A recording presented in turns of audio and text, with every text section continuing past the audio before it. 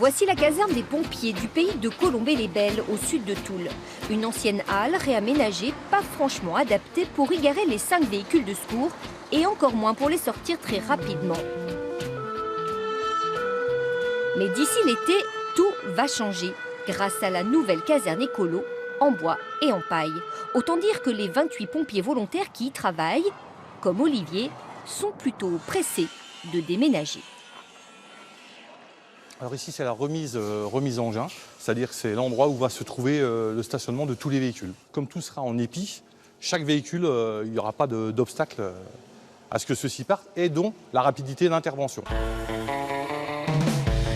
Il y aura la salle où va être stocké tout ce qui est le local d'alerte, donc le PC informatique avec le logiciel d'alerte, etc., qui sera à ce niveau-là.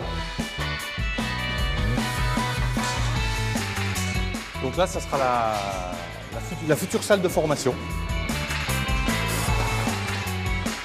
Donc là, un petit plus qui est très intéressant pour nous et qui était demandé d'ailleurs par la majorité des agents, c'est notre salle de sport. Fini les pièces froides, les bureaux, les vestiaires, le nouveau foyer, tout a été conçu pour laisser le froid dehors et tirer un maximum de chaleur du soleil. Du bardage de mélèze sur les façades, une ossature bois, des vitres orientées plein sud, une isolation en fibre de bois mais aussi en paille locale qui vient de Moselle. Une paille qui se cache dans les murs côté nord. Ici, les caissons avec la paille. La paille, elle se retrouve depuis l'extérieur de la fenêtre jusqu'à cet endroit-là.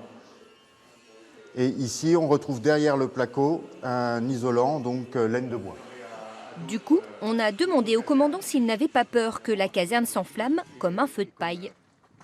On n'a pas peur parce que de par le principe de construction qui a été mis en œuvre, la paille est insérée dans des coffrages. Donc la paille est compressée, donc il n'y a pas de circulation d'air et les coffrages sont recouverts de revêtements coupe-feu. Donc on a un revêtement qui au final est beaucoup moins combustible qu'un revêtement d'isolation classique.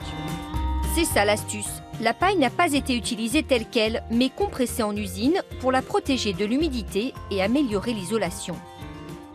Par rapport à tous les autres isolants, elle est moins efficace par centimètre. Donc la contrainte, c'est justement qu'on doit un très gros caisson paille.